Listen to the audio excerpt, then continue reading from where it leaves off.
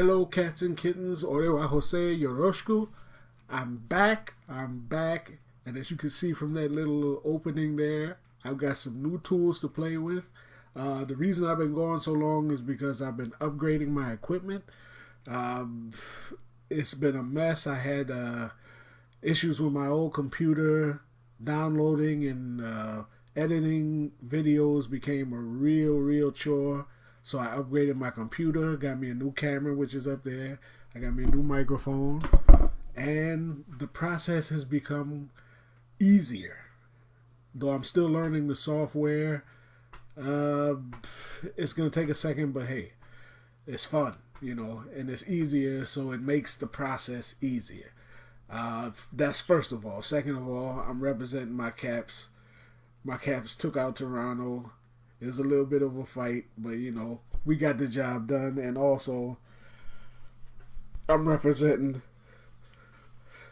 DC Sports here. My Washington Wizards skull cap thingy with the little pom-pom on top. Caps took out Atlanta tonight. 3-2.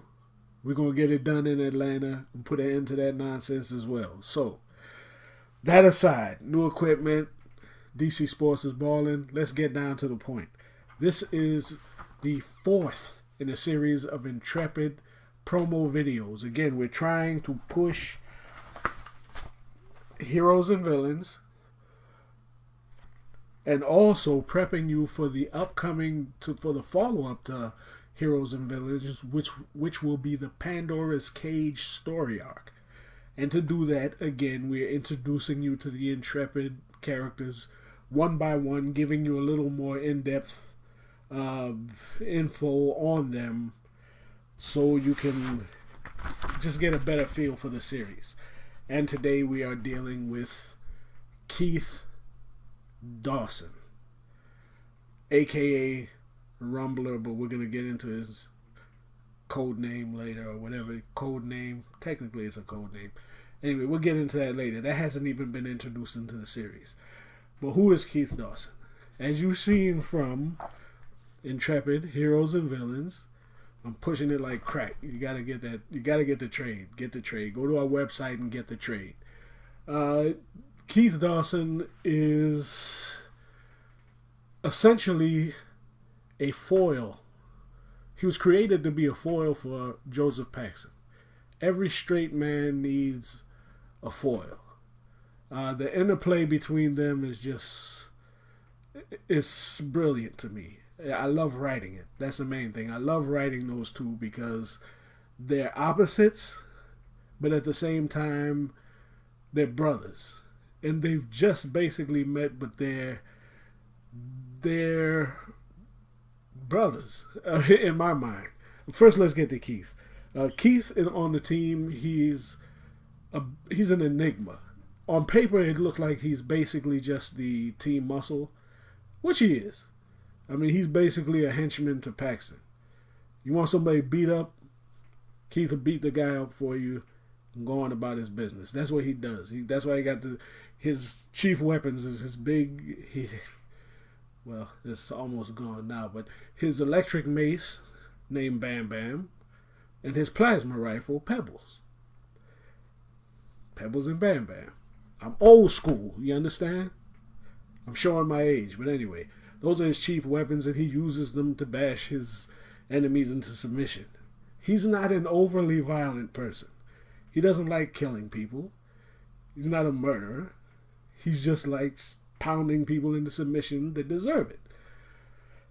Anyway, but he's an enigma, and I say that because very little is known about Keith at this time in Heroes and Villains, in the Heroes and Villains trade paperback.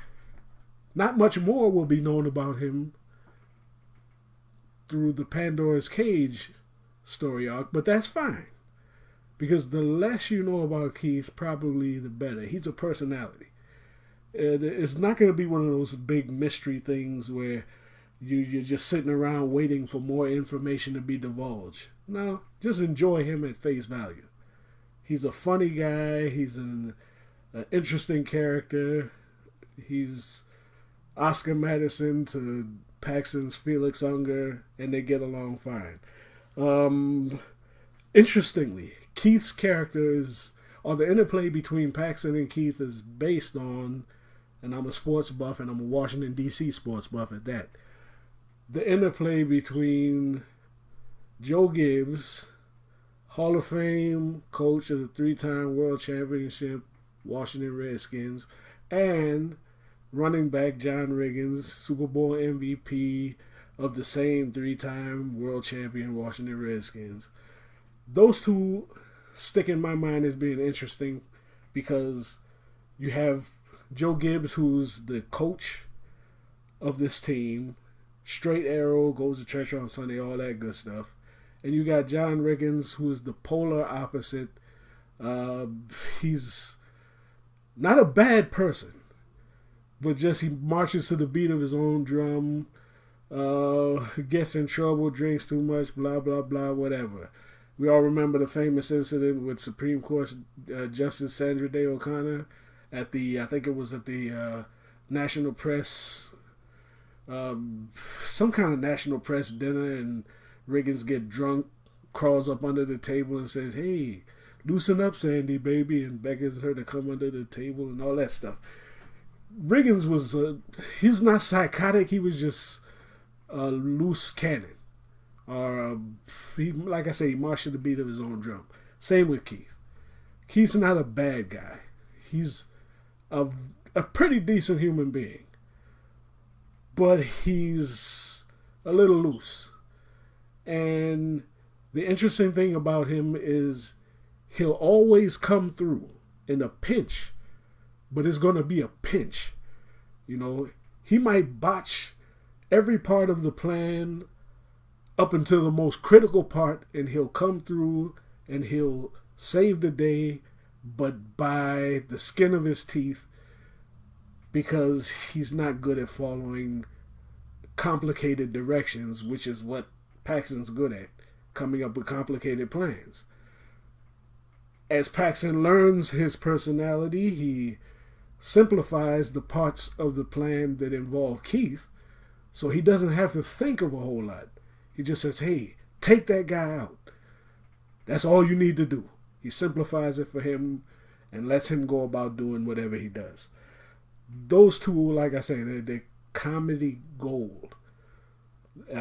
You'll get that. You can get a little taste of that in Heroes and Villains on sale now.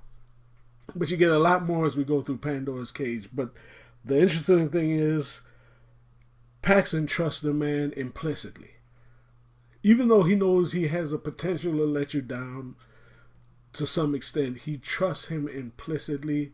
Paxton's really good at reading just first impressions and just getting a sense for people. And he, as you can see in Intrepid Heroes and Villains, when they first meet, Paxton instinctively asks him to help him in a life and death situation.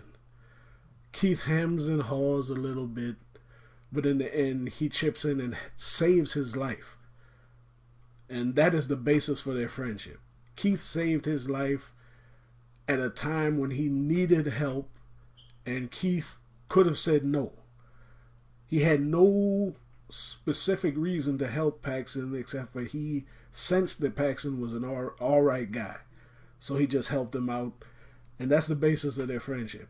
They just threw in with each other, and they're friends, best friends. I say pretty close, yeah. Now, the things that make Keith an enigma, like I say, not much is known about him. In this series and on to the next series, we're not gonna know his age, where he was born, parents, his origin. We're gonna get little glimpses as to how he knows Vincent. Vincent I haven't introduced yet, but another member of the team, Vincent Scorsese, Annabella's father. The only reason Vincent and Annabella were involved in the initial story arc is because Vincent owed Keith a favor from the past. What that favor is, nobody knows. You're gonna know later, but It's not relevant right now, but it's important. Occupation, as far as anybody knows, he's a bartender. What else? I got my notes here, as you can see. Relevant information on Keith. That's about it. Skill set. As his code name implies, Rumbler, he's a fighter. He's a brawler. He's a melee brawler. Every team needs somebody that can just throw down, that you just get up in the middle of a brawl and hash it out. That's what he does best.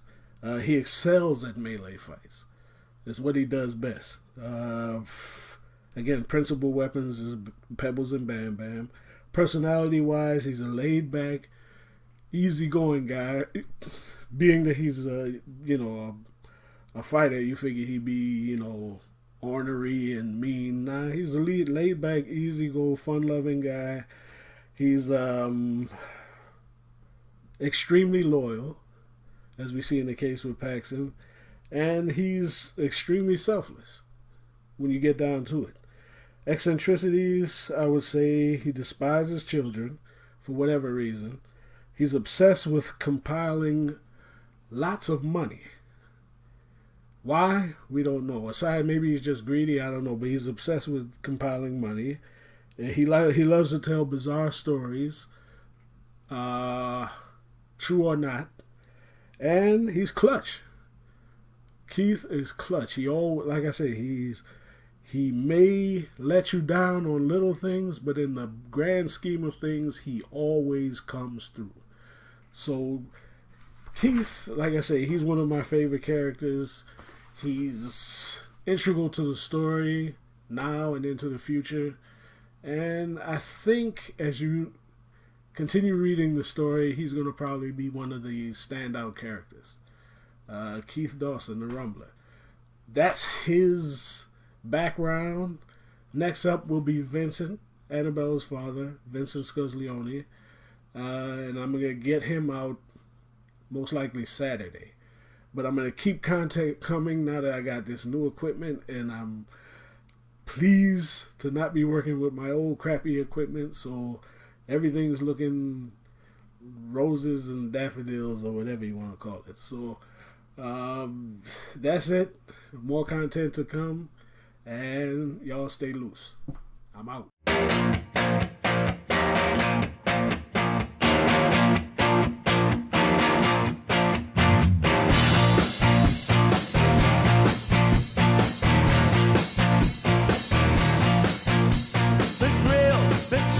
Been lame mentally ill, but she's a liar.